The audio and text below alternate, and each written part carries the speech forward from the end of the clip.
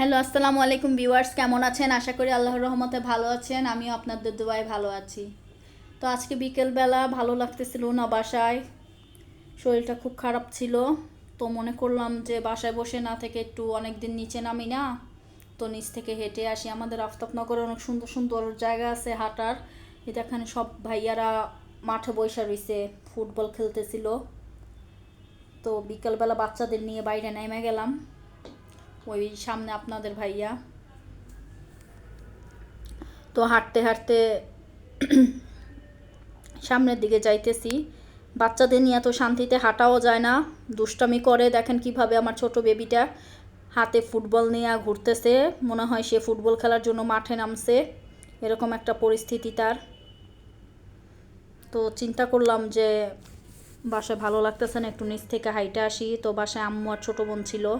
তো আম্মু ছোটো বোন বলতেছে তোমরা আগে যাও, তোমার তোমার যে দুই বাবু অনেক দুষ্টামি করে, তো আমরা আসতেছি রেডি হয়ে।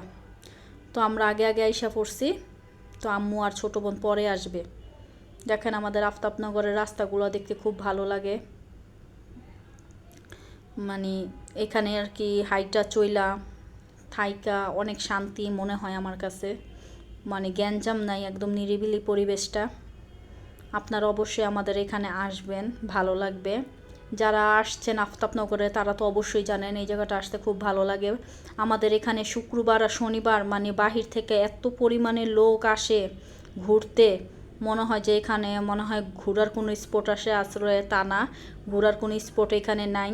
কিন্তু ওই ভিতরে কাশবন, যখন কাশ ফুলের সিজন হয় দেখতে খুব সুন্দর লাগে। তো সবাই ওই কাশবনেই আসে ছবি টবি তোলার জন্য।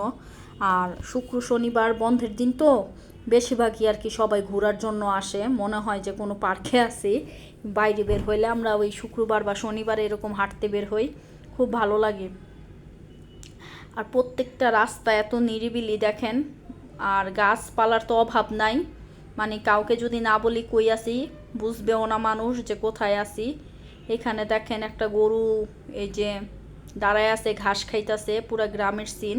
মনে হইতাছে যে কোনো এক গ্রামে আসি মনে হয়। বিশেষ করে আমাদের বরিশালে এরকম মনে হয়। বরিশাল মেন টাউনে আমরা যখন যাই এরকম সব কিছু দেখা যায়। তো ওই সামনে আমার আম্মু, তারপর আপনাদের ভাইয়া, আমার ছোটো বোন সবাই বসে চাটা খাইতেছে, পুরি খাইতেছে। তো আমরা ওইখান দিয়ে হাঁটতে হাঁটতে আইসা দেখি ওরা আমাদের আগে আইসা বসে রয়েছে। তো আমি আর আমার বড় আপু ওই পাশে গেছিলাম একটু কাজে।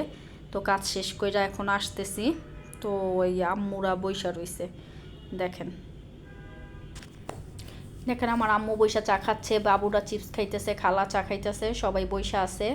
তো গরমের ভিতরে এখানে বইসা এরকম ঘুরে একটু আড্ডা দিতে ভালোই লাগে। আমরা প্রায় বাইরে বের হয়ে যাই। তো যাওয়ার সময় আমরা ফিরনি মিক্স, দুধ, ড্যানিশ দুধ এগুলো নিয়ে গেছি যে বাসায় বসে ফিরনি রান্না করে খাওয়াবো। ছোটো বোন বলতেছে আমি অনেক ভালো ফিরনি রান্না করতে পারি। তো আমি বলি চলো তাহলে এগুলা কিনা নেই, এগুলা কিনা ফিরনি রান্না করব। তো পোলাওয়ের চাল সেই চুলায় সিদ্ধ দিয়ে দেওয়া হয়েছে। আর এই ডিপ্লোমা দুধ 200 গ্রাম আর ড্যানিশ দুধ এই দিয়ে আমরা আজকে ফিরনি বানাবো। তো 2 লিটারের এই বোতলের পানি দিয়ে নাকি 200 গ্রাম দুধ, গুঁড়ো দুধ গুলবে, এর জন্য পানি ভইরা নিয়ে নিচ্ছে। এখন পানির ভিতরে দুধ দিয়ে দিবে, দিয়ে এখন গুলবে। তো আজকে আমার ভিডিওটা যদি আপনাদেরকে ভালো লাগে অবশ্যই আমার ভিডিওটি দেখে লাইক শেয়ার সাবস্ক্রাইব করবেন, এবং আমার ভিডিওতে কোনো ভুল ত্রুটি থাকলে আমাকে মাফ করে ক্ষমার চোখে দেখবেন। আর আপনাদের সাপোর্টে আমি অবশ্যই সামনের দিকে এগিয়ে যেতে পারবো ইনশাল্লাহ। আপনারা আমাকে বেশি বেশি লাইক দিবেন, শেয়ার করবেন, তাহলে আমার ভিডিও করার আগ্রহ আরও বাড়বে। তো আমাদের দুধগুলার শেষ, এখন চুলাতে বসায় দিছি। এখন পোলাওয়ের চালটা আমি মেশ করে নিছি, যে ওইটা নামায় রাখবো। আর ফিরনি মিক্স নিয়ে নিছি রাঁধুনি, এটা ওই পোলাওয়ের চাল দিয়ে পরে নাড়াচাড়া করব অনেক বেশি। নাড়াচাড়া করার পর ওই রাঁধুনি ফিরনি মিক্সটাও ঢাইলা দিব।